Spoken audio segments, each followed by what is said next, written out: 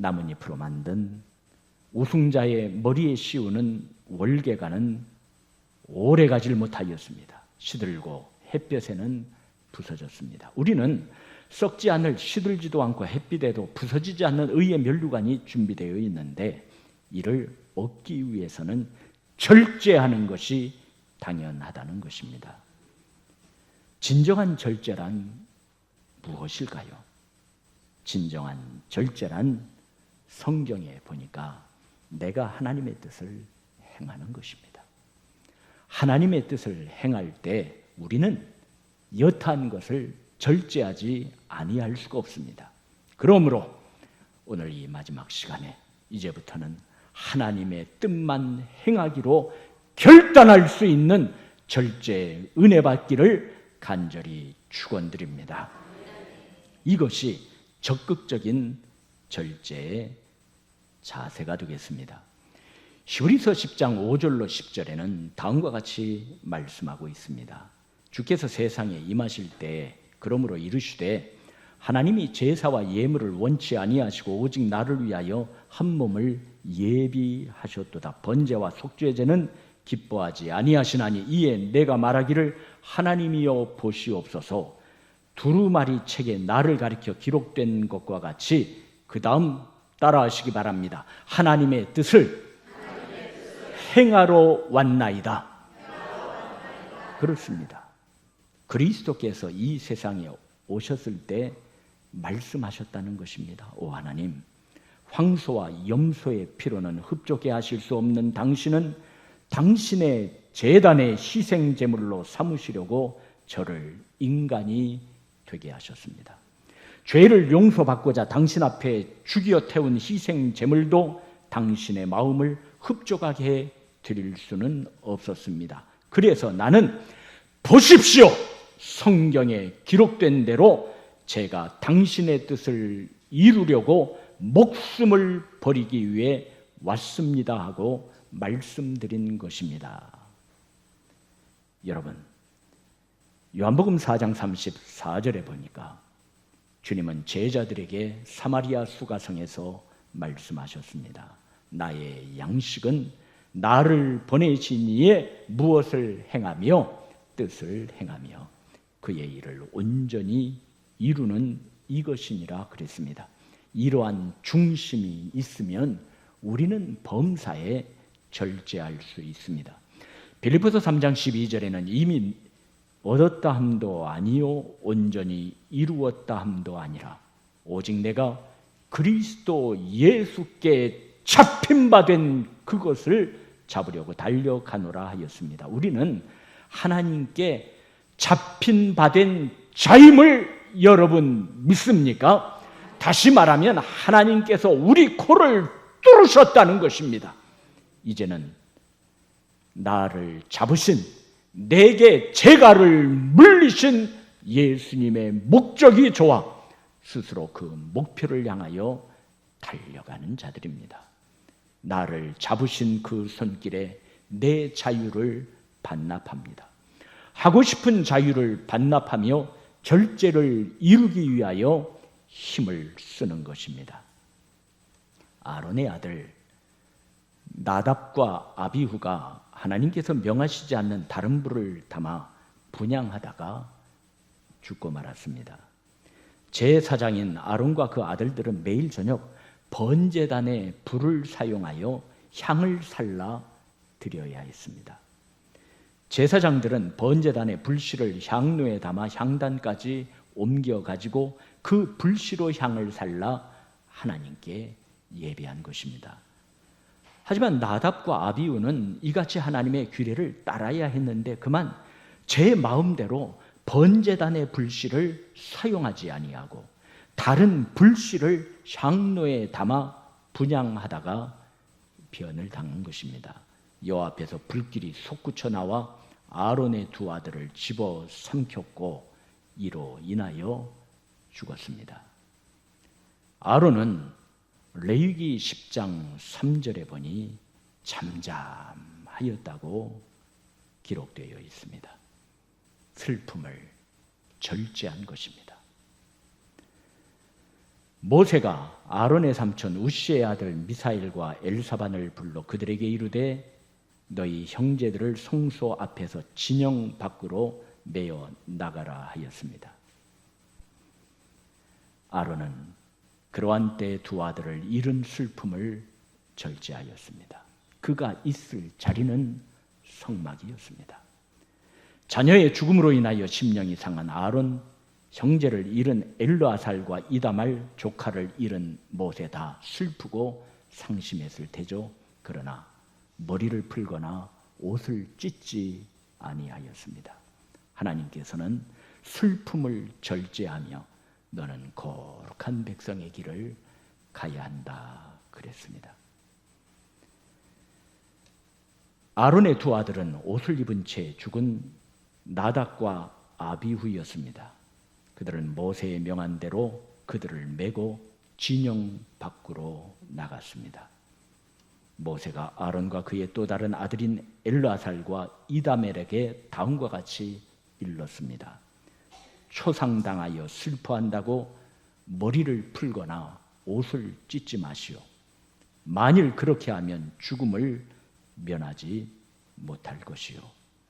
다만 이스라엘의 형제 그들은 여호와께서 내리신 불로 당한 재앙을 슬퍼하여도 상관이 없지만은 당신들은 그렇게 하지 말으라는 것입니다. 왜냐하면 그들은 거룩한 기름으로 기름 부음을 받아 제사장 일을 보도록 따로 세워진 자들이기 때문에 그렇습니다. 그리고 모세는 다음과 같이 말했습니다. 하나님께서 계시는 거룩한 장막 문 밖으로 나갈 생각도 당신들은 하지 마시오. 당신들이 있을 곳, 당신들은 슬픔을 절제하면서 계속 하나님의 일을 해야 할 것이요. 이렇게 말을 하였습니다. 우리가 이 땅을 살아갈 때 절제치 못할 일들은 너무도 많습니다. 큰 슬픔의 파도가 우리를 덮칠 때 우리는 절제하기가 얼마나 어렵습니까? 승승장구하는 탄탄대로가 앞에 있을 때 우리는 절제하기가 얼마나 어렵습니까? 붕 떠서 내게 온 행운을 그리고 나에게 온 기쁨을 다른 사람한테 말하지 않으면 견딜 수 없을 정도로 우리는 절제를 하지 못합니다. 인생의 깊은 밤과 인생의 대낮에 우리는 자칫 중심을 잃어버리고 가벼이 생각할 때가 있는 것입니다. 우리의 삶엔 밀물과 썰물이 항상 있습니다. 현명한 어부는 이 물때를 잘 알아서 적절하게 대처하며 살아갑니다. 밀물이 오면 곧 썰물이 옵니다. 썰물일 때는 밀물때를 대처하면서 밀물때는 썰물때를 대처하면서 들뜨거나 낙심하지 아니하고 하나님의 인도를 우리는 기다립니다. 변화많은 이 땅에서 우리는 하나님의 영광을 위하여 거룩한 백성의 길을 가야 한다고 성경은 말씀하고 있습니다. 그러니 너희는 절제하라는 것입니다. 기쁜 일이 있어도 절제해라. 그리고 슬픈 일이 있다 할지라도 내가 서 있는 그 파수하는 그 자리 하나님의 성막을 떠나지 말라는 것입니다. 오직 그 뜻을 이루기 위해 하나님의 영광을 위하여 주님의 뜻을 붙잡고 절제합시다. 썩지 아니할 면류관을 얻는 그날까지 최후 승리를 얻기까지 그 십자가 사랑하면서 하나님께서 나에게 주신 콧뚜레나 재갈을 싫어하지 아니하고 주께서 이끄시는 대로 끝날까지 갈할 수 있는 우리 모두가 되시기를 간절히 축원드립니다. 두 번째는 내 몸을 저 복종시킴이 있어야 합니다. 본문 27절 말씀에는 내가 내 몸을 쳐 복종하게 함은 내가 남에게 전파한 후에 자신이 도리어 버림을 당할까 한다 그랬습니다. 흔히들 사도 바울은 별 갈등 없이 신앙생활을 했겠구나, 사명을 감당했겠구나 하지만은 그렇지 않습니다. 그는 하나님의 복음을 증거하는 그 과정 속에도 평생을 갈등했습니다. 그러한 간증이 로마서 7장 23절과 24절에 나와 있습니다. 내 지체 속에서 한 다른 법이 내 마음의 법과 싸워 내 지체 속에 있는 죄의 법으로 나를 사로잡는 것을 보는도다. 오라, 나는 어떠한 사람이로다. 권고한 사람이로다. 이 사망의 몸에서 누가 나를 건져내랴. 그는 고뇌의 사람이었고 권고의 사람이었고 항상 순간순간마다 갈등했고 유혹과 싸웠고 좌절도 많이 한 분이었음을 우리는 알 수가 있습니다. 그때마다 그는 자신을 하나님의 말씀으로 점검하며 살폈습니다. 그리고 말씀에 자신을 복종시켰습니다. 그렇지 않으면 복음에서 벗어날 수밖에 없기 때문입니다. 우리가 너무나 잘 아는 시편 119편 105절과 106절에는 주의 말씀은 내 발의 등이요 내 길에 무엇이니이다 빛이니이다. 주의 의로운 규례를 지키기로 맹세하고 굳게 정하였습니다. 그리고 112절에는 내가 주의 율례들을 영원히 행하려고 내 마음을 기울였다 그랬습니다. 사도 바울은 빌립보 교회에 보내는 편지글에서 나의 간절한 기대와 소망을 따라 아무 일에든지 부끄럽지 아니하고 지금도 전과 같이 온전히 담대하여 살든지 죽든지 내 몸에서 그리스도가 존귀하게 되게 하려 하나니 이는 내게 사는 것이 누구니 그리스도니 죽는 것도 유익함이라 하였습니다. 자신을 거룩하신 말씀 앞에 얼마나 복종시켰으면요, 전과 같이 온전히 담대하여 살든지 죽든지 내 몸에서 그리스도가 존귀하게 되게 하려 하나니 이와 같은 고백을 하였을 것입니까? 여러분, 예레미야를 한번 보세요. 난리 중에 조카 하나멜이 자기의 밭을 사라고 하였습니다. 삼촌을 아주 어리숙하게 본 것입니다. 난리 중에 밭을 사는 사람이 어디에 있겠습니까? 그런데도 이 조카는요, 교묘하게 말을 이리저리 돌려 내 밭을 당신이 사야 합니다. 이거 당연한 것 아닙니까? 기업 물을 권리 아닙니까?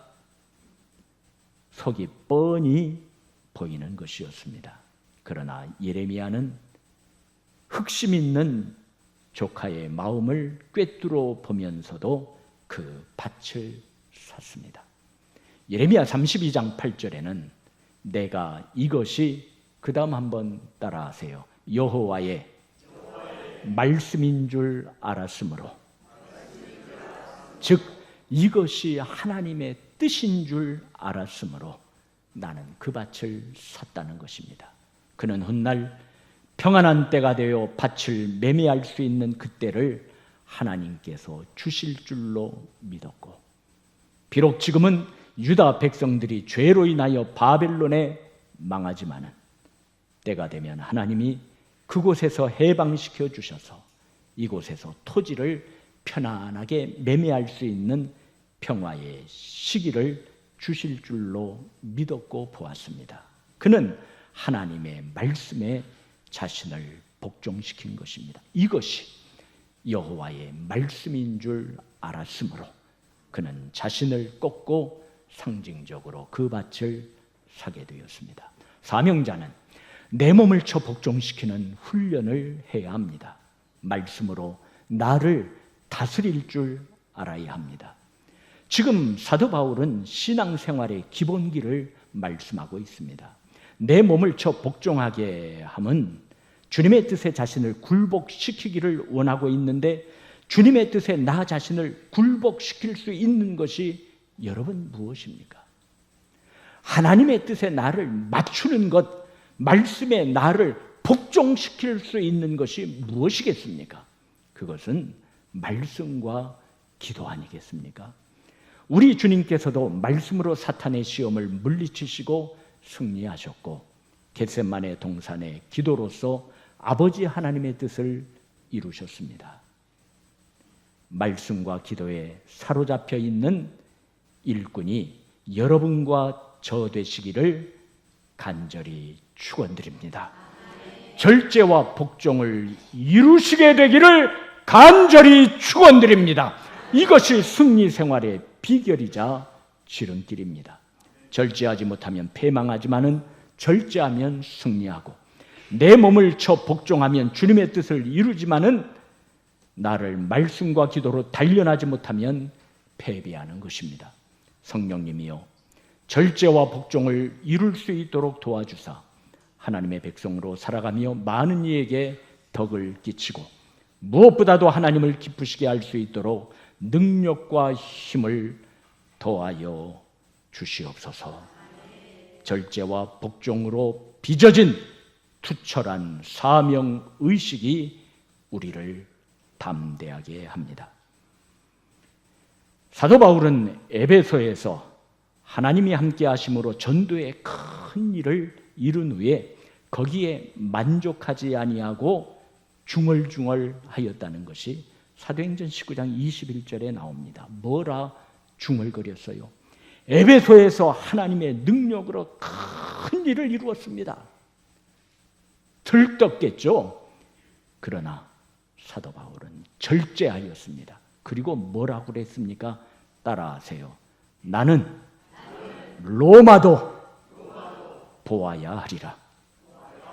나는 예루살렘에 돌아가기 전에 마게도냐와 아가야를 거쳐 가리라고 마음먹었다.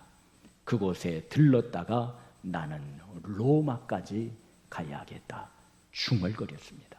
여러분, 이러한 자를 누가 맡겠습니까? 로마는 세계 제국이었고 땅끝이었습니다. 나는 로마까지 복음을 전하리라. 사도행전 23장 11절에는 사도 바울의 그 캄캄한 밤에 주께서 바울 곁에 서서 말씀하셨습니다. 바울아 담대하라. 내 소원이 로마까지 가는 것 아니냐. 내가 예루살렘에서 나의 일을 증거한 것 같이 로마에서도 증언하여야 할 것이다. 내가 로마까지 너를 보내주겠다 그랬습니다. 사도행전 25장 12절에는 베스도가 배석자들과 상의하고 다음과 같이 말했습니다. 바울아, 너가 얼마든지 여기서 자유롭게 될 상태가 있지만은 너는 그것을 거부하고 로마 황제까지 거기까지 내가 상소하지 않았느냐? 너는 로마 황제 가이사까지 갈 것이다 하였습니다. 하나님께서는 유라굴로 폭풍이 일 때 그의 사자를 보내사 다음과 같이 말씀하셨습니다. 바울아 두려워하지 말라.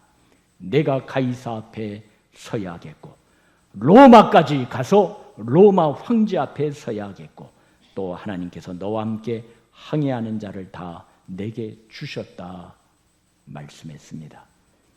그러니까 사도 바울은 다음과 같이 말했습니다. 배에 탔던 모든 자에게 말했습니다. 여러분이여 안심하라. 나는 나에게 말씀하신 그대로 되리라고 누구를 믿노라? 하나님을 믿노라 그랬습니다. 이렇게 고백할 수 있는 비결이 무엇입니까? 그는 말씀으로 자신을 처복종시키는 일을 늘 하였기 때문입니다. 사도행전 28장 16절에는 다음과 같은 기록이 있습니다. 따라하시기 바랍니다. 우리가 로마로 들어가니 절제와 복종을 이룬 사도 바울의 꿈은 이루어졌습니다. 내가 로마에 가리라. 그 큰 들뜬 상황에서도 그 입은 중얼중얼 거렸다는 거예요. 아니 나는 로마까지 가야 돼. 나는 로마까지 가야 돼.